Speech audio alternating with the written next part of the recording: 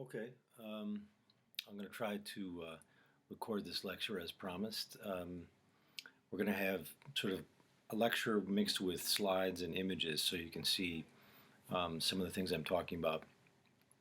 I'm using a microphone here to hopefully reduce the sound. I'm in a place where there's actually a lot of ambient sound, so hopefully this will cut through. You may have to use headphones if noise levels rise. As promised, this is going to be a discussion of the essentially the kind of Buddhism that's practiced in Southeast Asia in particular, but also about Buddhist philosophy in general. So we want to talk about the entire philosophy of Buddhism, but also we're going to dig in really more on Theravada Buddhism, which is from the South. Now, it's worth maybe saying a few things right off the top. Buddhism sort of comes into Western vogue in cycles. It had a wonderful sort of entry into intellectual life during the 19th century as certain philosophers like Arthur Schopenhauer got access to Indian ideas generally. And the Germans did a lot of translation of Vedantic texts and Buddhist texts. And so these ideas were sort of introduced into German philosophy in the late 19th century. You'll see sort of signs of it happening in Schopenhauer, but also in Nietzsche. Nietzsche's not a big fan of Buddhism, but it's interesting that he's trying to deal with it in some fashion. It's worth mentioning that some of the earliest contact that Westerners had with Buddhism was in the form of Western, particularly Christian missionaries going to China. And so there's some fairly famous cases in the late Renaissance where Christian Catholic Jesuit priests went, they learned Chinese, they brought ideas from the West, they learned ideas of the East and brought them back. It was fairly common among a certain kind of virtuosi or intelligentsia to know some of the basic ideas about Chinese culture. But I would say it's the 20th century when things really get to be both more popular and probably more accurate. If you think about the 1950s in the United States, for example, you had a fairly well-known movement that I think many of you are familiar with called the Beat movement. These were poets and literary figures, the beatniks, people like Allen Ginsberg, Jack Kerouac. And these characters were sort of engaging with Eastern ideas. Kerouac learned a lot of Buddhism. They were sort of invoking it in their work explicitly. Kerouac writes a very famous book called The Dharma Bums. Dharma is the word that means the Buddhist teaching, even though it's a kind of an older Sanskrit word in the Hindu tradition, which means one's duty. And so the ideas are in play in the late 50s among a certain kind of bohemian mindset. And then the stuff that you're probably more familiar with is the way that Eastern ideas emerged in hippie culture in the 1960s. So many of you will know that the Beatles go to India. They learn a combination of Hindu and Buddhist ideas. The music becomes very important to, British and American pop stars. But then slowly the ideas seep in as well. So you have people like George Harrison and John Lennon sort of learning real Buddhism, at least in some sketchy form, and then, including it in their own lyrics. You'll see, if you sort of fast forward a little bit to the 1990s, there was, well, let me sort of bracket for a moment. One of the only things that Americans know about Southeast Asia generally is that that's where Vietnam is. And for obvious reasons, Americans know a little bit about Vietnamese culture because of the Vietnam War, which, of course, I was in Vietnam, and there they call it the American War, not the Vietnam War. So it's interesting to see that we learned a bit about Vietnamese culture through the sort of hot war and the cultural mixing that occurred during the late 60s and early 70s. in the 90s, there was a sort of a resurgence of interest in Buddhism in Western popular culture because I suppose it was the Free Tibet movement, which was a movement around, ostensibly around the main political and religious figure of Tibet, which is the Dalai Lama. And the Dalai Lama had been forced out of Tibet in the 1950s, the late 1950s, during the Great Leap Forward, in which the communist Chairman Mao sort of ran a campaign against all religions in outlying regions like Tibet, but also in the motherland of mainland China as well. So Buddhism was sort of persecuted explicitly, as were other forms of religion, Christianity, for example, Taoism, and even Confucianism was attacked during this period too. So in the 90s, there was a resurgence of interest in Tibet and the possibility of maybe having political freedom achieved in Tibet. So famous pop stars like the Beastie Boys had concerts to free Tibet, and then eventually in the 2000s, you had some famous people who were Buddhists, notably, I suppose, Lisa Simpson and Richard Gere, very famous actor, and even Tiger Woods, the famous golfer, whose mother, I believe, is Thai, if I'm remembering this correctly. And so the relationship between Americans and the West and Buddhism is has been picking up pace since the 1950s. I would say now there's a continuing interest. It's a bit more. It's a little bit more removed from popular culture. There are a number of psychologists, therapists, and neuroscientists doing work with Buddhist meditators directly, trying to map their brains. What do their brains look like while they're meditating? Because some of these meditators are sort of deep virtuosos of meditation. Are they able to get into their autonomic processes, into that brainstem stuff, and actually change or modify their things like respiration, heart rate, things like this? And this research is coming back with some interesting results, although it's just the beginning of this sort of phase of the relationship between East and West. So that's just a very sort of sketchy little introduction to how Buddhism has been emerging in American culture. Mostly what we're going to focus on here is what is Buddhism like in Asia. And it is worth noting here at the very beginning that there is a very strong connection between the philosophy of Buddhism, which we're going to be looking at, and the culture of Buddhism.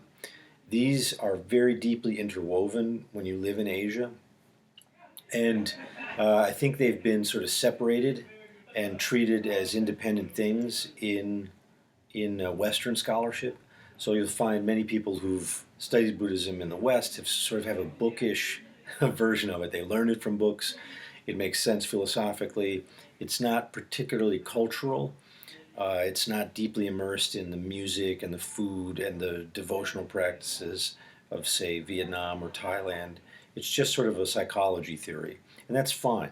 But when you live in an Asian country, and I've lived in China for substantial periods of time, as well as Cambodia, but I've also traveled in Vietnam, Bhutan, Burma, Thailand, Laos, some other things I can't remember right now. So I've spent a lot of time in Asian, and particularly Buddhist Asian countries.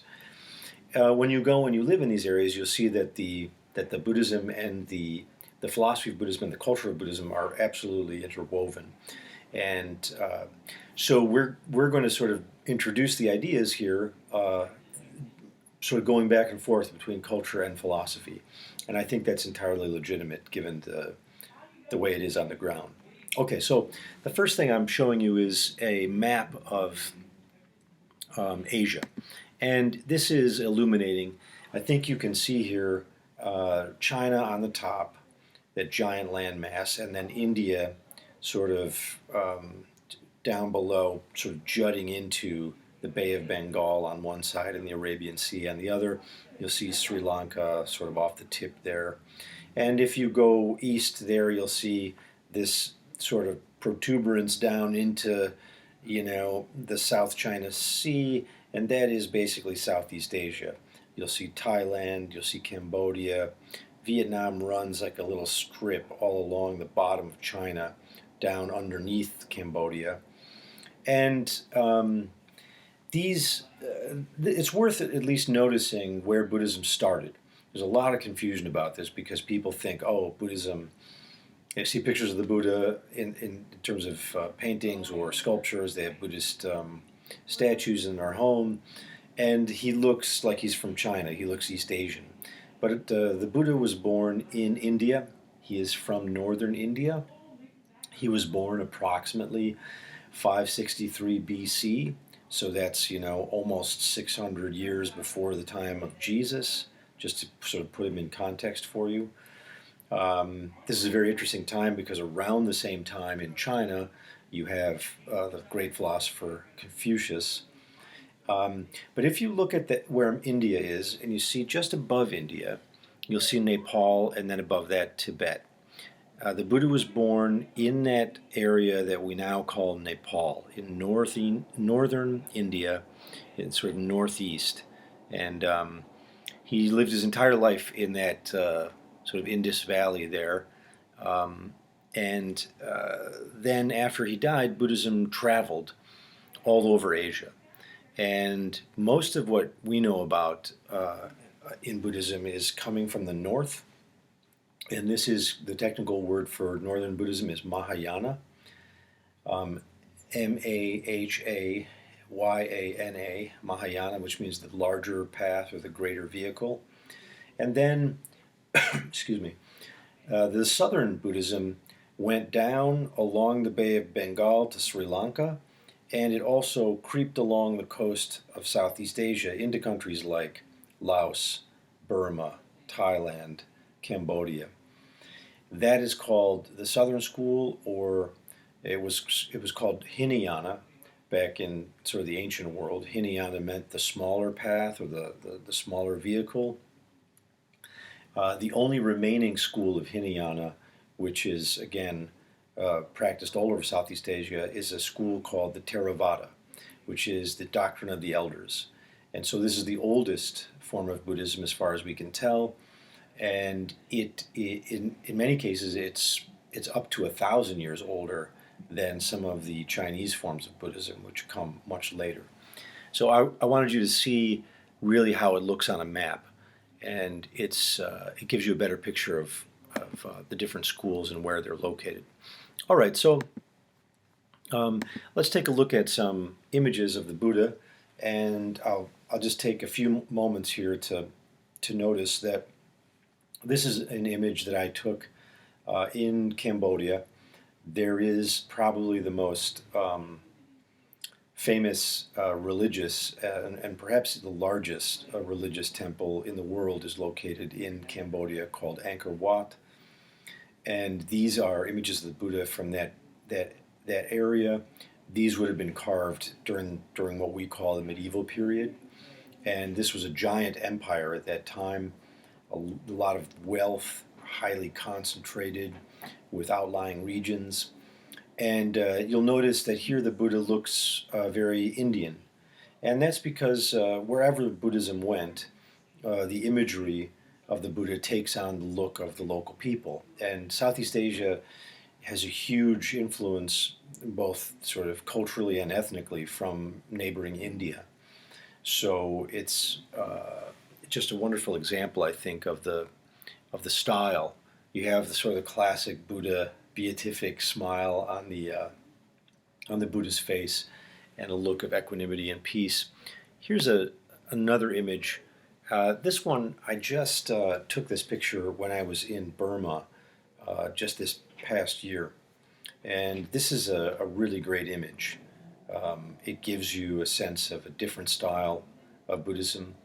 It shows, again, similar features, the eyes slightly closed, the mouth in this kind of smile. and also you'll see the third eye there at the center of the Buddha's forehead. Usually the Buddha is portrayed with a kind of hand position called a mudra. So here you see a famous hand position that's in many Buddhist statues where the Buddha has his hand touching the earth. You'll see that his right hand is leaning down and touching the earth, and his other hand is open.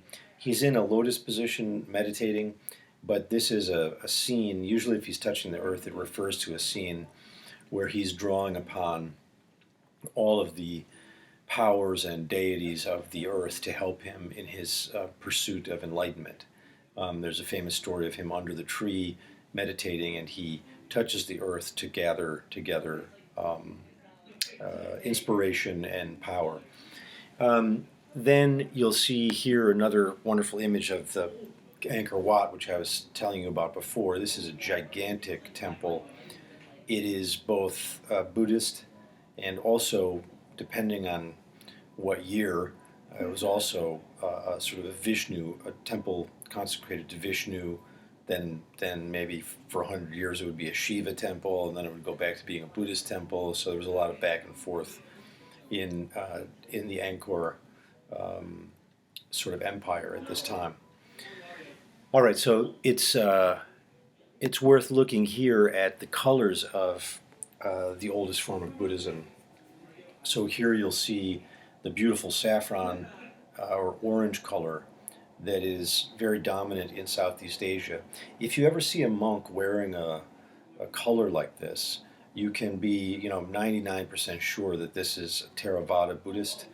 So this is somebody from Thailand or Cambodia or Burma. And this color signifies the Buddha's color and enlightenment, and it's really reserved for only special occasions and special people. The monks and the nuns in these regions will wear this color. There's a kind of supernatural power associated with the color, so much so that some of the contemporary environmentalists in countries like Thailand will tie this like a sort of a chunk of this colored cloth that's been blessed around trees, and that loggers are about to cut down, and the loggers will not touch the trees because they see that the tree is now protected. So there's a sense in which this color and this kind of robe has a special power in this area. In fact, it's interesting to note that in Cambodia, where Buddhism was persecuted sort of dramatically in the 1970s and the 80s, the monks were actually shot by a hyper-communist group called the Khmer Rouge. The Khmer Rouge targeted Buddhists who they thought of as being elite and corrupt. And they basically burned down temples and killed monks. It was a really terrible period in Cambodia, sometimes sort of generally called the killing fields. And what would happen sometimes is that the soldiers of the Khmer Rouge were so afraid of this color and the power that they would make the monks take the robe off before they actually shot and killed the monk. So it's just a devastating example, but it shows you again that we're talking about really a different culture here. Now, why is the Buddha sort of portrayed oftentimes as being corpulent and being very fat, and rather than sort of a skinny, bony guy? What you're looking at here are two images of the Buddha, and the one that you frequently will see in popular culture is this sort of heavy-set guy. He's either walking around or more often sitting in a lotus position himself. He looks prosperous and peaceful. And then this other character is actually also a representation, a sculpture of the Buddha from this earlier part of his life when he was fasting a great deal. And one wonders why portray the Buddha as this fat guy. And what we think is happening here, I think, is scholars agree that Buddhism, like every other ideology and religion was, trying to make its way in a marketplace of other options. For example, when Buddhism lands in China, there's already a long-standing intellectual tradition there of Confucianism and Taoism. So Buddhism is sort of this young upstart coming into the Chinese culture, and the feeling is, well, what do you have to recommend your religion? What benefit would we get by pursuing the ways of the Buddha rather than our own sort of Confucius? And so the thought is that images of Buddhism were ways of, in some sense, marketing the philosophy. And, we generally in the contemporary West, in contemporary America, think of being fat as bad, of being, heavy set. But in all of human history, being heavy, being fat was a sign of wealth, prosperity, happiness. You wanted to have a fat on your bones because it meant that you had money, you had a family that cared about you, you yourself were powerful and a good investment in a way. So it's simply an interesting note that many of the images have more to do with this sort of marketing ploy than the way the actual Buddha looked. He would have looked like a northern Indian man, which is a mix of sort of Aryan culture from the north and Dravidian culture from the south, and he would not have been heavy set per se. He would have been. He did in fact starve himself at one point, so he would have been sort of regular physiology size or what have you.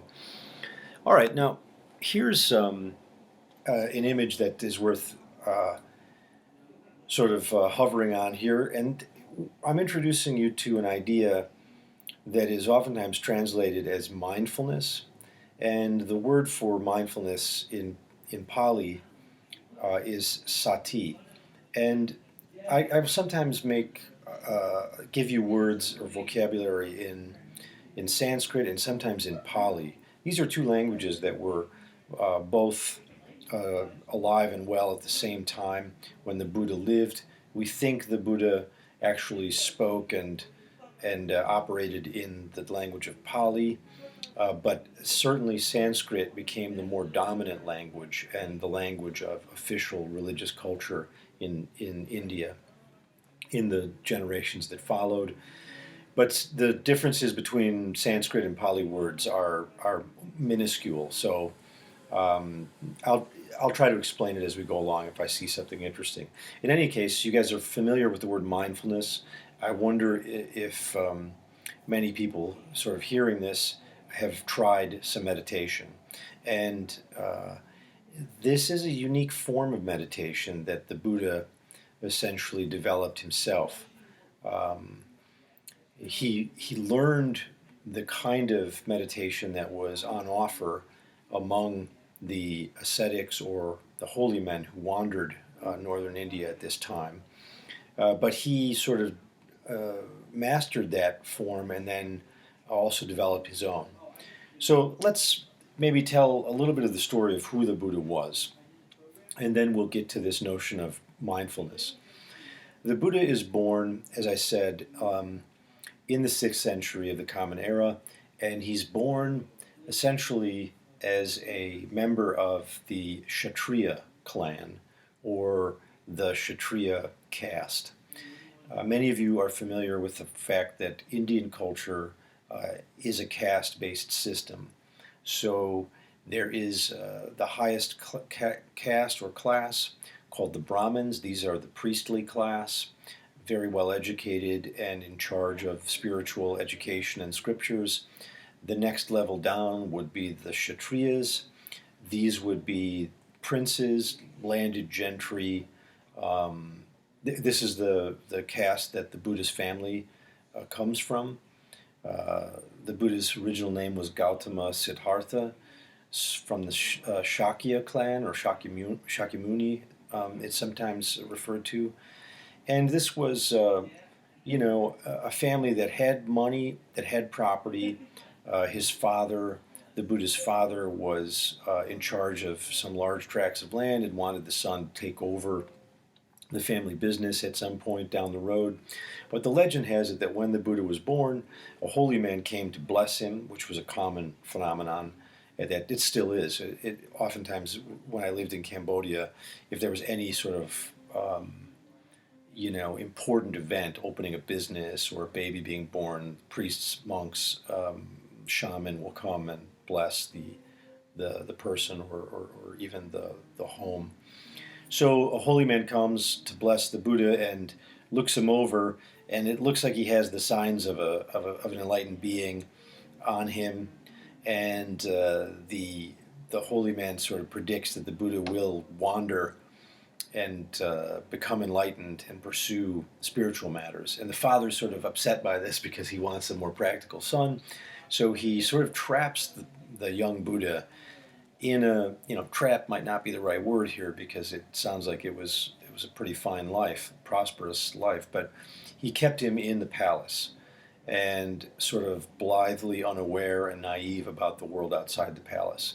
So the Buddha had every kind of food that he wanted. He wore just the finest clothes. When he became older, the legend has it that he had the pick of any woman he wanted. He lived the life of a hedonist. So he had a life that was extreme pleasure. And the father thought by doing this, he's going to essentially, he's going to stay, in the family business, so to speak. So then what happens is the Buddha manages to escape the palace and take a ride with a chariot driver. And they get out into the outlying countryside and then into what was probably very early kinds of city or urban spaces. And there, Gautama, the young Buddha, sees three important, not visions. Because they're actually in front of him. They're not sort of metaphysical or supernatural. He just sees three important sights. One is he sees a very sick person, and he asks the chariot driver, "What's this? I've never seen this before." And the chariot driver says, "Oh, this guy's sick. Everybody gets sick and diseased at some point. You and your family will also become sick and ill." And by this time, the Buddha is married and has a young son, about age 5 or so. So the chariot drivers, look, your family's going to get sick like this too and diseased. And then the Buddha sees a very elderly person and says, "Oh, what's this? I'm not familiar." And the chariot driver explains to him, "Oh, this is what it means to be old. Eventually, you will become like this. Everyone becomes old and infirm in this way." And so he again is shocked and disturbed by this. And finally, as was relatively common event, he sees a corpse laying in a gutter, and he's shocked by this. It's all bloated and rotting away, and birds are picking out the eyes and so forth. And the chariot driver tells him, "Oh yeah, you're gonna end up like this too. We all end up like this. Everything that is born and lives passes away. Everything rots and decays. Everything falls to degeneration." And the Buddha is stunned by this. When he returns back to the palace, it keeps him up all night and he can't figure out what's going on. Finally, he realizes that he calls this sort of the problem of suffering, the problem of human suffering, and he says, "Well, I need to do what I can to try to fix this." So he under cover of night, he leaves the palace, he escapes the palace, and he says, "I'm going to go out into the world, I'm going to try to figure out the solution. And once I learn the solution, I will bring it back and I will be able to share it with my family and save them from this kind of suffering and hopefully, help others as well out in the larger world."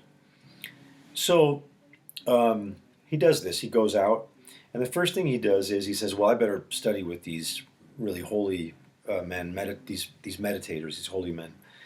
They're called wandering mendicants or ascetics. You've seen sort of cartoons of these guys in popular culture. They just wear a loincloth. They have no belongings, no additional clothes. They just walk around almost naked. they eat very little and they meditate all day and they work on their own sort of inner spiritual life.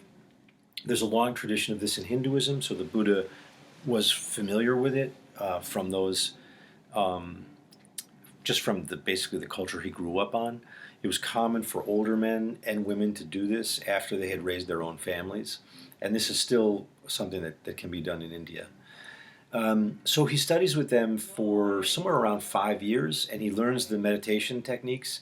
The meditation techniques are referred to sort of collectively as samadhi, which means concentration.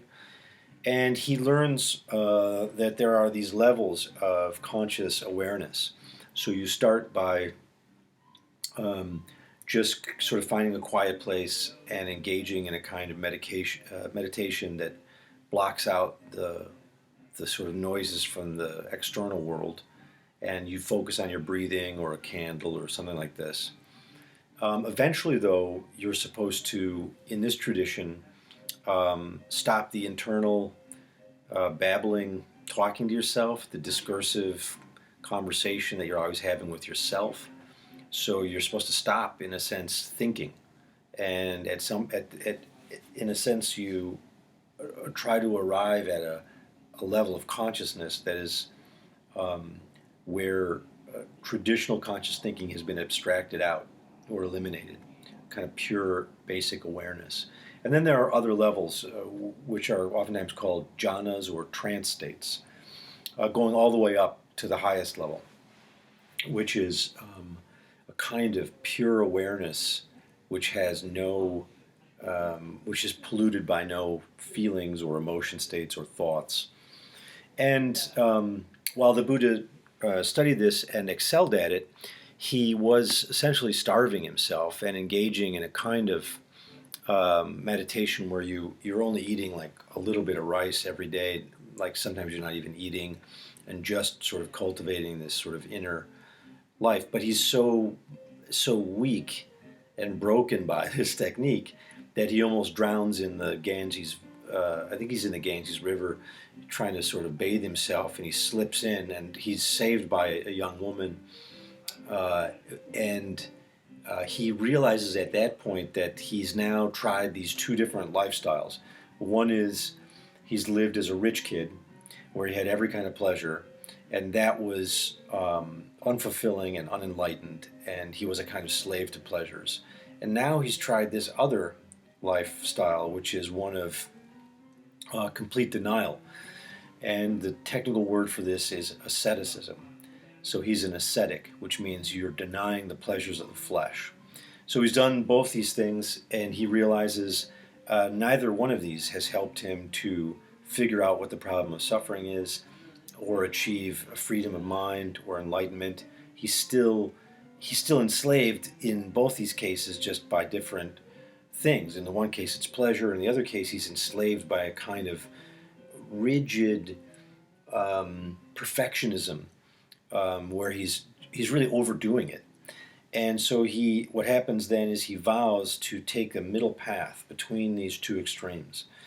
And this in Buddhism is there's a technical term for this. It's the middle way. And in Buddhism, it is always preferable when facing two potential extremes to try to steer this middle path. So when you're hungry, eat something, and then move on. When you're thirsty, drink a little something. Even in other kinds of desires, if you feel sexual arousal, it's not a sin, it's not bad. You shouldn't just deny these things. The point is that moderation is the goal. So he has this idea that if you do everything in moderation, you will be able to sort of guide your way between the sort of slavery that comes up in the form of desire. And so that is sort of a revolution that he has. And then he says, okay, now I've got that far. I'm going to now sit under this tree, very famously the Bodhi tree, which you can see here an image of the Buddha sitting under the tree. Bodhi here means awake, and so Buddha basically means the awakened one, oftentimes translated as the enlightened one. And he says, I'm going to sit here as long as it takes for me to achieve enlightenment. And so some of the legends and mythologies have him fighting off monsters, and various maidens come to present themselves as, beautiful temptations for him. But he overcomes all that, and eventually he enters into this state of mindful meditation, which we were talking about a little bit ago. So let's say a little bit more about this. Sati, or mindfulness, is really a more simple form of meditation. It starts out in the same way as samadhi, where you try to find a quiet space and you try to remove yourself from the hustle and bustle of the regular external world. You focus on your breath or a candle, and you try to keep your mind, this is the key, in the present moment as much as possible. You don't want your mind to sort of reach into the future as it tends to do, trying to find out, like, oh, what's on TV, or what's on my, have I got any emails, what's on my Snapchat, better check Instagram. The mind sort of has a tendency to live in the future, but the near future and the distant future, like what's going to happen when I get my degree and I get a job, am I going to find somebody to get married to, etc., etc. Also, the mind tends to reach back into the past all the time. It's always, reliving the past and correcting it and revising it and changing it and dwelling on it. And the idea in Buddhism is in sati, mindfulness, one brings the mind into the present moment as much as possible. Very difficult to do. Some of you I know have tried it. If you have not tried it, I challenge you to try to keep your mind in the present moment. And not go forward in the future or into the past, and you'll find that it's very difficult to do for more than a couple of minutes. So there is a movement afoot now in popular culture, in business, in education, even in prison reform, and I think as a way to break away from our smartphones and our constant social networking, there's a deeper interest in mindfulness in American popular culture and Western popular culture generally. So there are a number of mindful meditation apps. I've tried some of these. Some of them are very good. Some of them are a joke. It seems on the face of it to be ridiculous, but really sometimes you have a very simple app that reminds you to keep bringing your mind to the present moment, and it can be quite effective. So they're definitely worth checking out. All right. What happens in this state of a mindful awareness? The Buddha finally achieves his enlightenment, his sort of breakthrough, his moment of nirvana. And this, he sort of grasps all at once the truths of the way the world works, the way we can overcome suffering.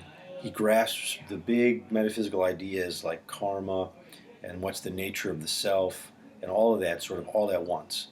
Then he goes back out into the world, and of course he wants to teach it. And in order to teach it, he formulates his enlightenment into what have come to be called the Four Noble Truths.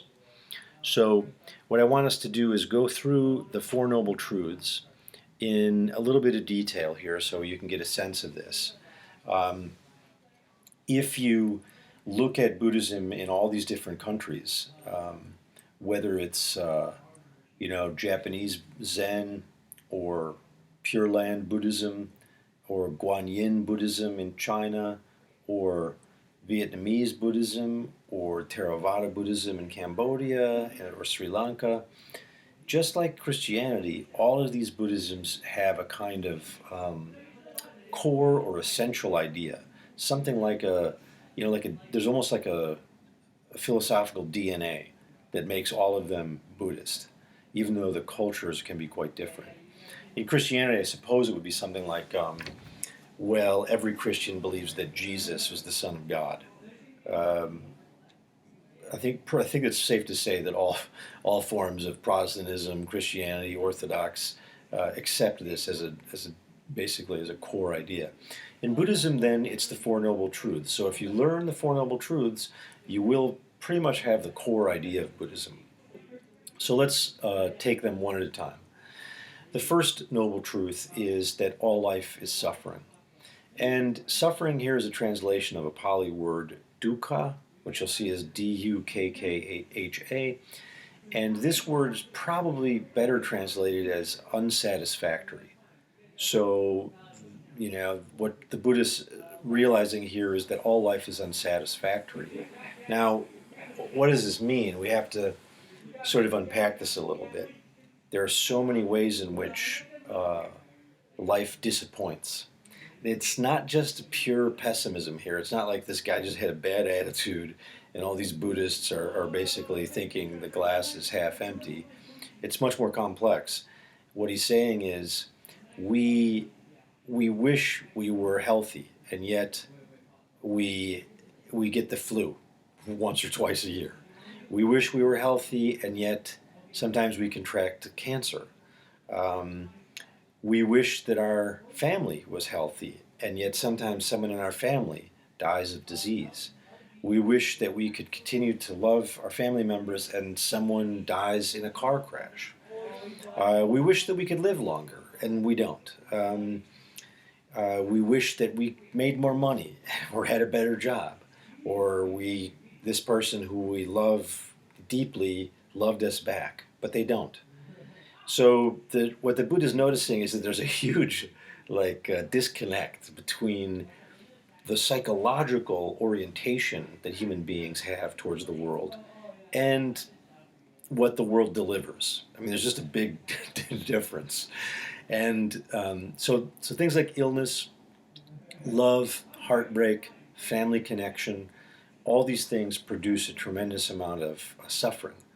And I suppose it's even worth mentioning that it's not just the negative stuff like illness or suffering in this way, but there's even a sense in which the good things that happen to us, the great pleasures of life, are oftentimes so short-lived that it's hard to even hold on to them for very long or enjoy them for very long. Like sometimes you're in the middle of some incredibly great pleasure, fill in the blank here. I'll leave you to your own vices here to plug in some incredibly sweet pleasure. But have you ever been in the middle of it and had this frisson of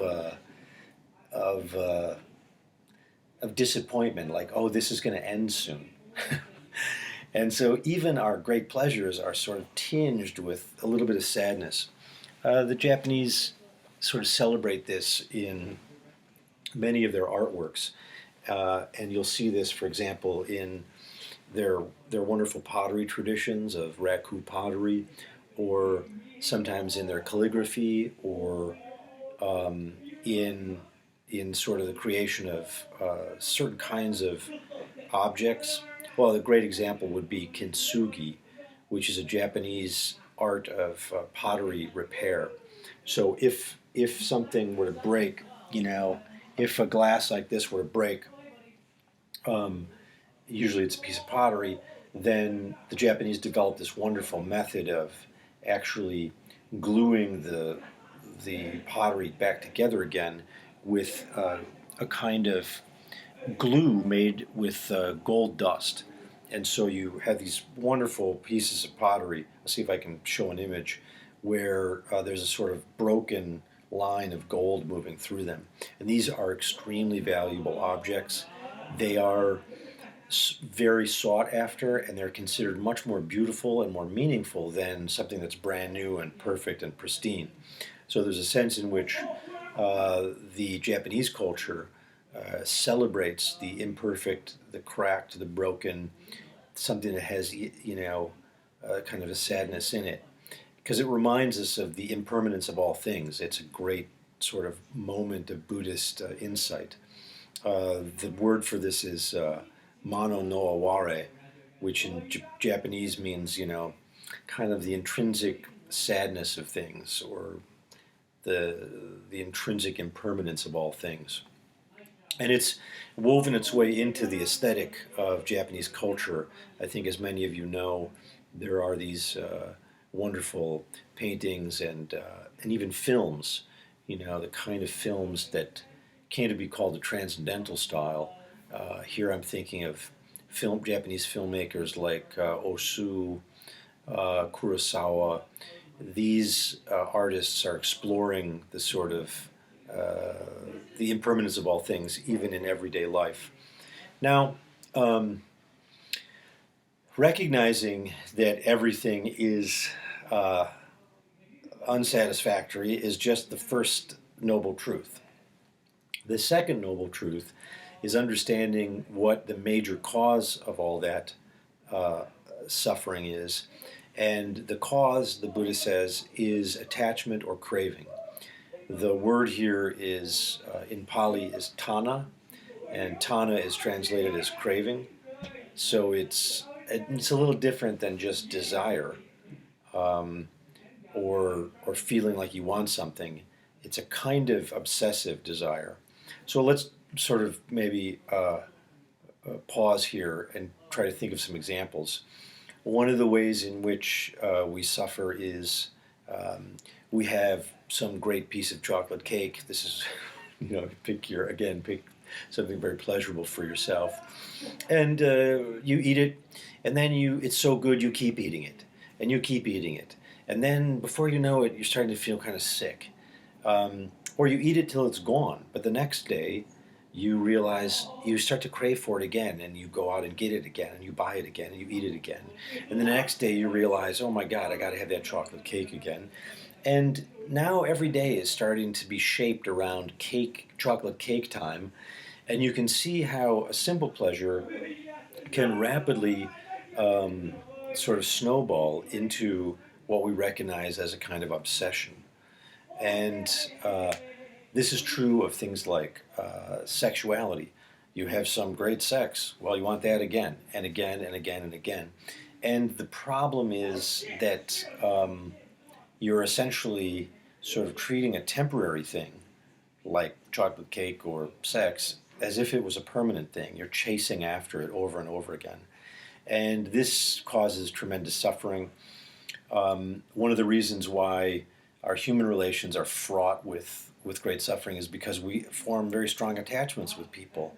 And, I guess one analogy here would be, if you could get over your attachment or obsession with somebody, then you can sort of feel free of that suffering. If you've ever been, had a crush on somebody who did not return your affection, then you'll know that it can be just miserable. It's a miserable experience.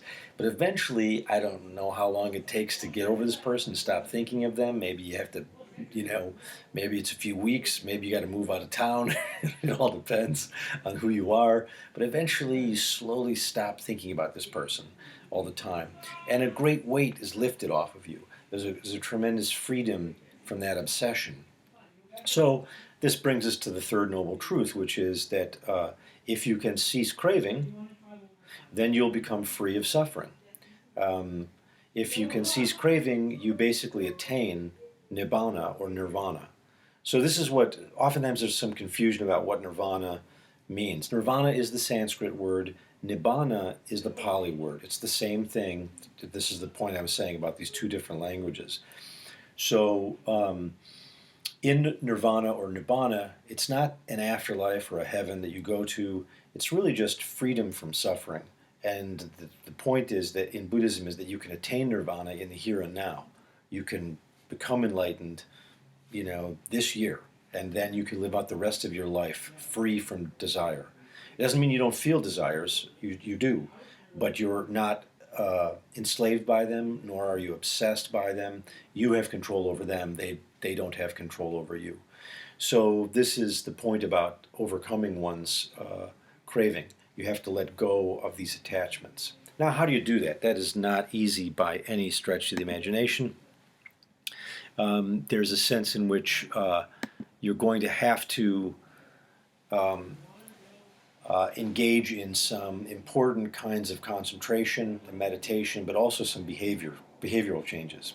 So in Buddhism, the fourth noble truth is a kind of 8-step program called the Eightfold Path.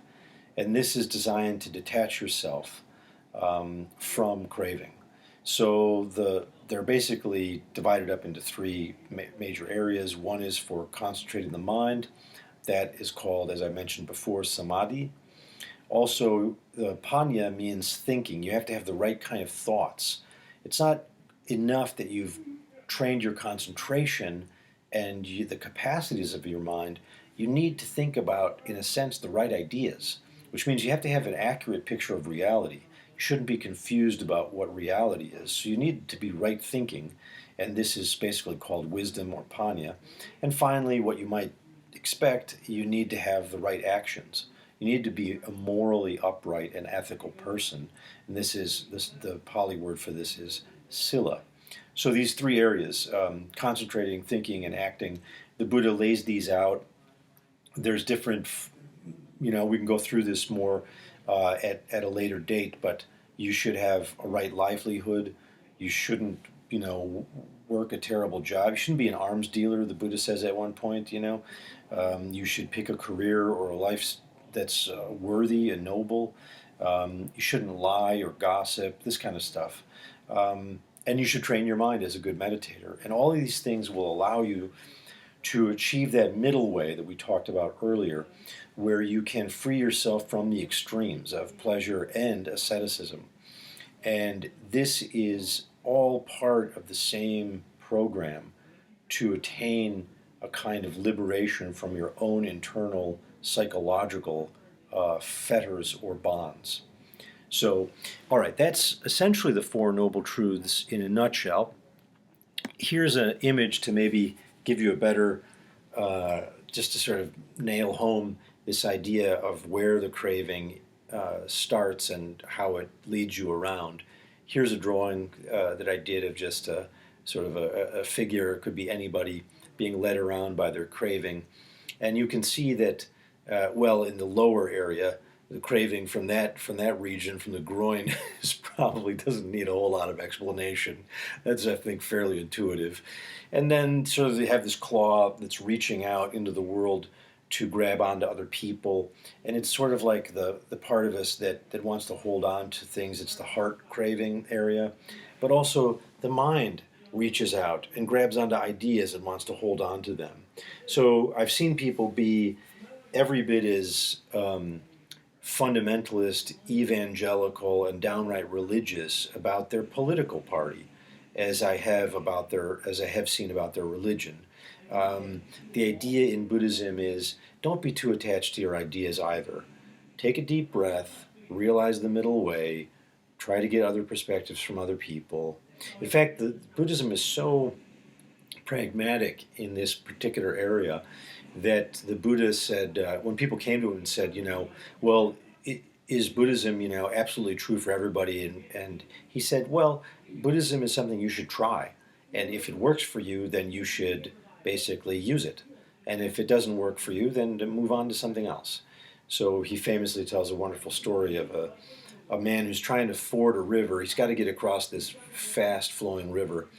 And, the river's raging, and he can't walk across it, and he can't swim across it. It'll definitely kill him. So he builds a raft. And he gets on this raft, and he's able to navigate on this raft across the river. He gets to the other side. He pulls the raft out of the water. And he says, well, this raft is the greatest. It saved my life. I'm going to strap it on my back and carry it around with me wherever I go, when I'm hiking in the mountains or wherever. Now, this is silly because the raft is big and heavy, and it's stupid to be carrying it around in the mountains or in the village. He used it. It was valuable. Now walk away from it. And the Buddha says this is the attitude you should have towards your belief system as well. Religion can be useful and valuable and healthy. So use it. Buddhism is healthy and valuable and useful, so use it. If it itself becomes a burden, if you are now overly attached and obsessive about Buddhism, then you are doing it wrong. So you must learn this art of holding something, using it, and being able to let it go as well. The reason why this is the case is that all things are impermanent, and all things are temporary in Buddhism. So this brings us to our next point, and I think we'll probably end this discussion on this on this on this last issue of the three big ideas of Buddhism. There are, in addition to the Four Noble Truths, there are these three major ideas in Buddhist philosophy. One is the idea of impermanence, two, the interdependence of all things, and three, the idea of no self. So let's look at these briefly. If you look at Hinduism, which the Buddha was raised on, you'll see that Hindus believe that there's a world, like ours, filled with change. The seasons come and go. We're born, we grow old, we die. Everything seems impermanent in this world. And that's pretty clear from anybody who's paying attention. But the Hindu philosophy said there's a hidden world that's permanent. There's an unchanging, eternal, and perfect world. There's an unconditioned reality that is the foundation for all this conditioned reality or changeable world of becoming. And so for the Hindus, the belief was that that is what we call God. For them, the word they would use for God would be Brahma. Brahma is a permanent, eternal reality, and he is the source of everything, and the world of change is just dependent on Brahma or God. Now, this is Hinduism, not Buddhism, but this is what the Buddha was raised on. Furthermore, you and I, as people, are clearly changing. We're born as these little babies. We grow into, men and women. Then eventually we get older and we die, and the material of the flesh rots away, and we become worm food, essentially. That's pretty impermanent. However, there was the belief at the time of the Buddha that there's some core, permanent, eternal part inside you. And that goes on forever and ever, and that the Hindus called the soul or the self, or technically Atman. And the belief was that these permanent things were more real than the impermanent. Now the Buddha comes along and says, no, I don't see any evidence for a permanent, eternal God. I don't see any evidence really for a permanent or eternal soul or self. All I really see is this changing thing. So these ideas are interwoven with each other. The Buddha says all things are impermanent. And when I say all things, I mean everything. The world is impermanent. If there's a God, it's impermanent. If there's a soul, it's impermanent. We've never experienced anything permanent. We've had no scientific or pre-scientific experience with such a thing. So he says that's a pipe dream. Don't worry about it.